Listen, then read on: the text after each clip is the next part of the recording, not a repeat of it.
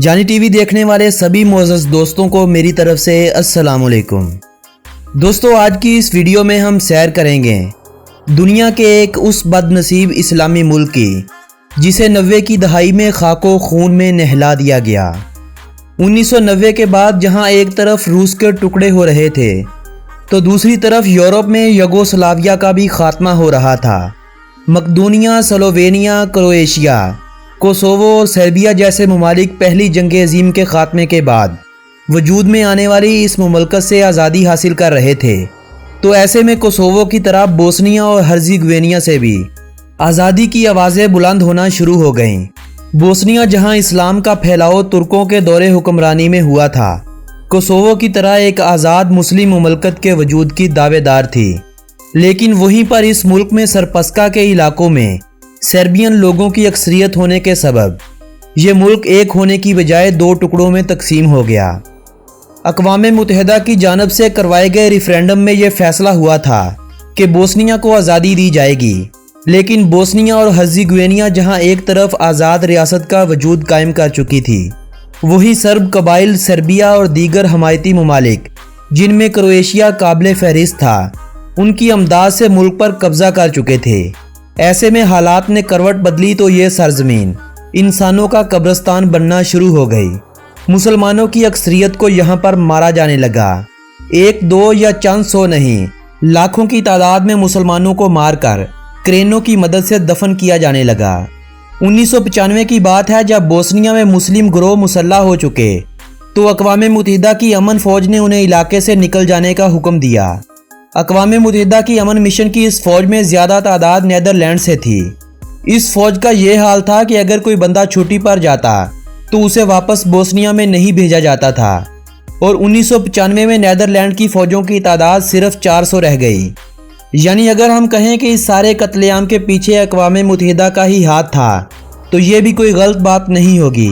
अलबत्ता पाकिस्तानी अफवाज ने इस अमन मिशन में अपने बोस्नियाई मुसलमान भाइयों का वो साथ दिया जो बोस्निया की आने वाली कई नस्लें भूल नहीं पाएंगी। पाकिस्तानी फ़ौज अपने हिस्से का खाना बोस्नियाई पनाह गज़ीरों को दिया करते थे और ख़ुद भूखे रह जाया करते थे। बोस्नियाई औरतों की इज्जतें बचाने और बुज़ुर्गों की ज़िंदगियां बचाने में पाकिस्तानी अफवाज का बड़ा नाम रहा है। आज आप यूरोप के किसी भी मुल्क में चले जाएं, आपको पाकिस्तानी होने के नाते तनकीद का निशाना बनाया जाएगा।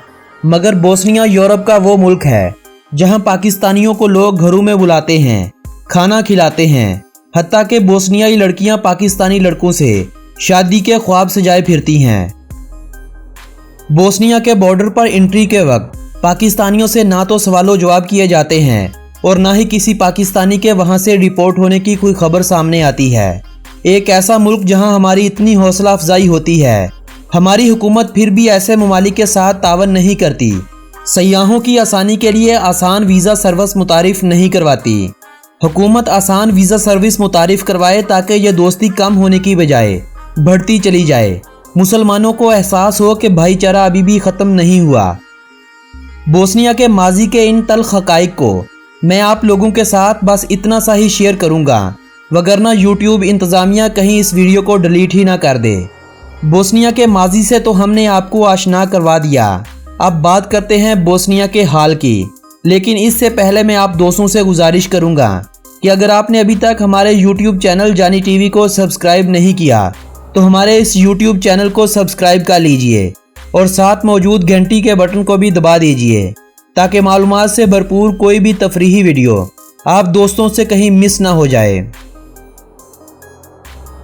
दोस्तों, 1 मार्च 1992 को बोस्निया और हर्ज़ेगोविना को युगोस्लाविया से आज़ादी नसीब हुई थी। 1995 के कत्लेआम के बाद 14 दिसंबर को इसी साल सरपस्का की इलादगी को भी ख़त्म करते हुए उसे भी बोस्निया और हर्ज़ेगोविना का हिस्सा बना दिया गया था। इन 3 सालों के दौरान कमोबेश 3 लाख से ज़ायद लोगों को कत्ल कर दिया गया था। 1995 से अब तक मुसलसल हर साल हज़ारों की तादाद में अफराद को इज्तिमाई कब्रों से निकाल कर दफन किया जा रहा है। लेकिन इस सारे कत्लेआम के बाद बोस्निया और हर्ज़ेगोविना के लीडरों का एक बात पर इत्फाक हो गया है कि इत्फाक में ही बरकत है। आज बोस्निया का शुमार यूरोप के महफूज तरीन ममालिक में किया जाता है। तबाहशुदा शहरों को दोबारा से तामीर किया जा चुका है। मईशत जो ज़बूहाली का शिकार हो चुकी थी इसे भी पर निकलना शुरू हो चुके हैं। बोस्निया का आज तर्ज हुक्मरानी सारी दुनिया से अलग है। बोस्निया में बोस्नियाई, सर्बियन और क्रोशियाई नस्लों के लोग बसते हैं। इसी बात के पेश नज़र वहाँ 3 सदर मुंतखब होते हैं जो अपनी अपनी नस्लों की नुमाइंदगी करते हैं। बोस्निया में अमन की फ़िज़ा कायम हो चुकी है, मगर इसके बावजूद कभी कभार ऐसी खबरें अखबारात की जीनत बनती रहती हैं जिनसे यह जाहिर होता है कि कहीं यह मुल्क दोबारा खाना जंगी की तरफ ना चला जाए। हम अपने बोस्नियाई मुसलमानों के लिए दुआ करते हैं कि खुदाया उन्हें इज़्ज़त और सुकून वाली ज़िंदगी अता कर, उन्हें इस काबिल बना दे कि वो अपने हक़ को हासिल कर सकें। आमीन सुम्मा आमीन। दोस्तों, बोस्निया और हर्ज़ेगोविना 51,209 मरबा किलोमीटर रकबे के साथ आज दुनिया का 125वां बड़ा मुल्क माना जाता है। आज़ादी के वक्त इस मुल्क की आबादी 43 लाख से ज़ायद थी। जंग के दौरान लाखों लोग मारे गए और लाखों लोगों ने हिजरत कर ली। आज इस मुल्क की आबादी 35,11,000 अफराद पर मुश्तमिल है और इस मुल्क का शुमार दुनिया में आबादी के हवाले से 132वें बड़े मुल्क के तौर पर किया जाता है। मुल्क की करेंसी को कन्वर्टिबल मार्क कहा जाता है। इनका एक मार्क पाकिस्तानी 88.55 रुपयों जबकि 39.94 इंडियन रुपयों के बराबर समझा जाता है। +397 इस मुल्क का कंट्री कोड है और BA इस मुल्क का कंट्री डोमेन नेम माना जाता है। ये मुल्क पाकिस्तान से 4,733 किलोमीटर की दूरी पर वाक़या है। पाकिस्तान से बोस्निया में कोई भी डायरेक्ट फ़्लाइट नहीं जाती, लिहाजा आपको इस मुल्क में जाने से पहले UAE, तुर्की या कतर जैसे ममालिक में ले ओवर करना पड़ता है। औसतन पाकिस्तान से बोस्निया आने जाने की टिकट 80,000 से लेकर 1 लाख के दरमियान में रहती है। पाकिस्तान बोस्निया से वक्त के लिहाज से 3 घंटे आगे है। एक सरसब्ज और पहाड़ी इलाका होने की वजह से यहाँ सर्दियों में मौसम बहुत ठंडा हो जाता है। मई, जून, जुलाई, अगस्त और सितंबर इस मुल्क में सैर के लिए सबसे बेहतरीन माह तस्वर किए जाते हैं। दोस्तों, बोस्निया का शुमार यूरोप के सबसे सस्ते ममालिक में होता है। बोस्निया में खाने का औसतन खर्चा 200 से 300 रुपए तक आता है। हलाल फूड मुल्क में हर जगह दस्तयाब होता है। रहाइश के लिए आपको कमरा 1,000 से 2,000 के दरमियान आसानी से मिल जाता है, जबकि यूरोप के दूसरे बेशतर ममालिक में एक रात के लिए कमरा 3 से 4,000 तक भी मुश्किल से दस्तयाब होता है। एक मज़े की बात यह है कि अगर आप वहाँ के लोगों से थोड़ा खुलकर बात करें और उन्हें बतलाएं कि आप पाकिस्तान से हैं, तो लोग आपको अपने घरों में ले जाएंगे, जहां आपकी खूब मेहमान नवाजी भी की जाएगी और इस अमल से दोस्ती भी बढ़ती है और एक दूसरे को जानने का अच्छे से मौका भी मिलता है।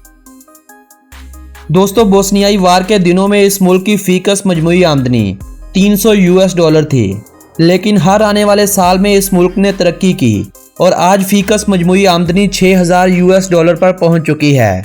कुल मुल्की पैदावार $20.7 बिलियन पर है। बोस्निया का शुमार सियाहत के शोबे में तरक्की करने के हवाले से दुनिया के तीसरे बड़े मुल्क के तौर पर होता है। 2010 में इस मुल्क में सयाहों की तादाद 6,56,000 अफराद थी। 2018 में ये तादाद तकरीबन 19 लाख अफराद को पहुंच चुकी है। इस मुल्क में आज़ादी से पहले लोहे स्टील की सन्नत अरूज पर थी, मगर इस मुल्क में होने वाली इस खाना जंगी ने इस सन्नत को मुकम्मल तबाह बर्बाद करके रख दिया।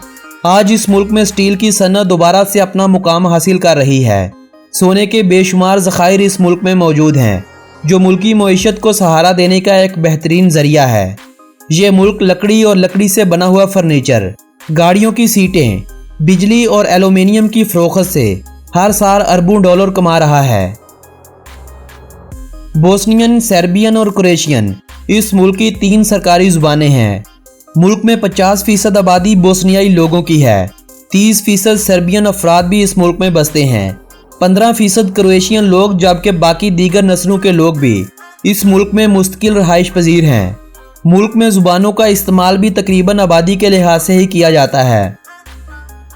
मुल्क की आबादी के अगर मज़ाहब की बात की जाए तो कुल आबादी का 52% लोग मुसलमान हैं, 30% लोग मसीही ऑर्थोडॉक्स हैं, जबकि 15% आबादी मसीही कैथोलिक पैरोकारों की है। बाकी 3% आबादी दीगर मज़ाहब और उन अफराद पर मुश्तमिल है जिनका किसी भी दीन मज़हब से कोई ताल्लुक़ नहीं होता। बोस्निया का शुमार यूरोप के उन ममालिक में होता है जहां बेरोजगारी की शरह बहुत ही ज़्यादा है। एक अंदाजे के मुताबिक इस मुल्क में बेरोजगारी की शरह 28% है, जो मुसलसल कई सालों से कम हो रही है।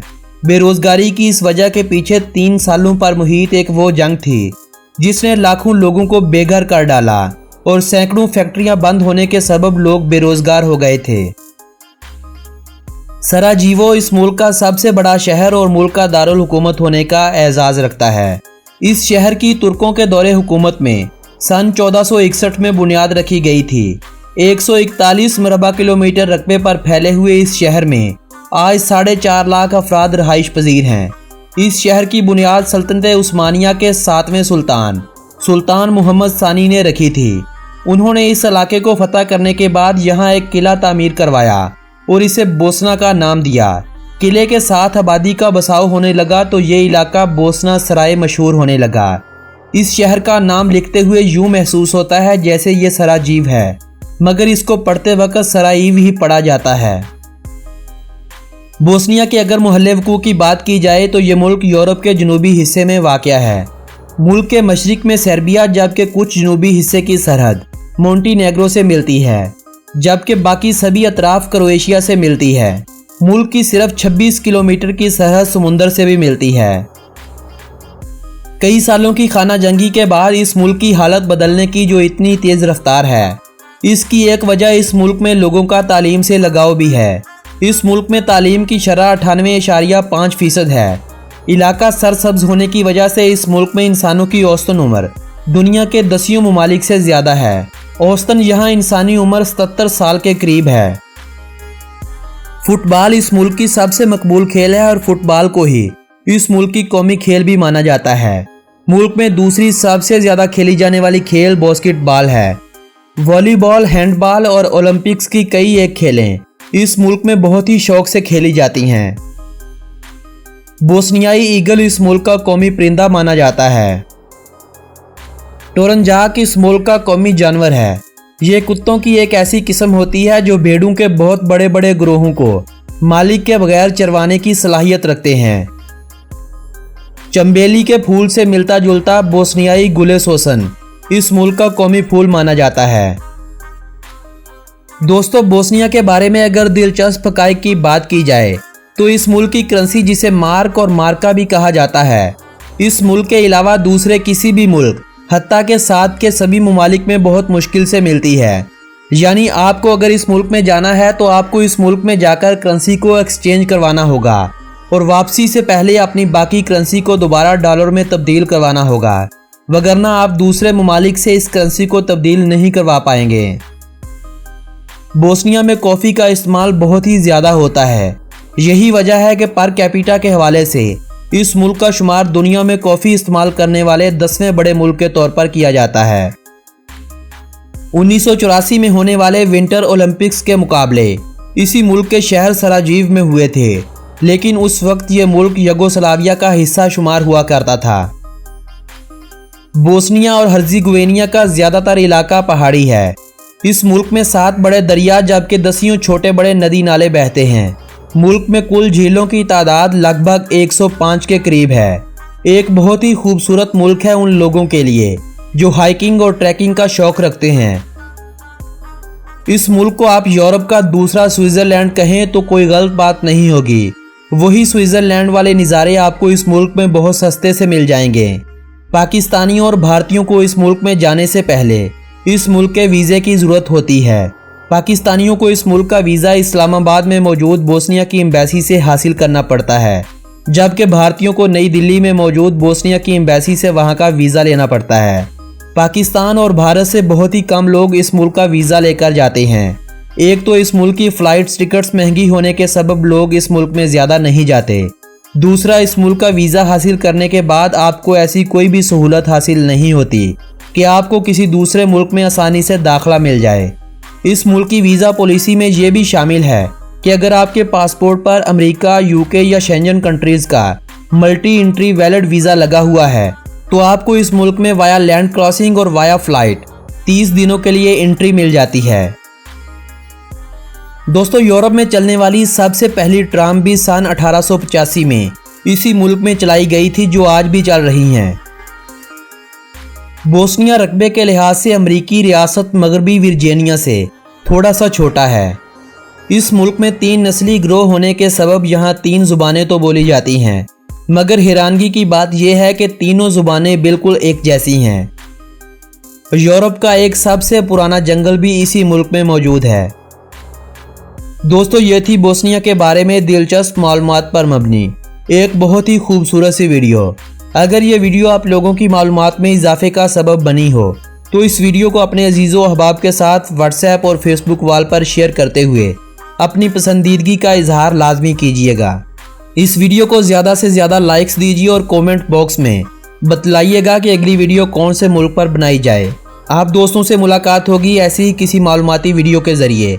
तब तक के लिए अपने इस दोस्त मोहम्मद नबील को दीजिएगा इजाज़त। अल्लाह निगहबान।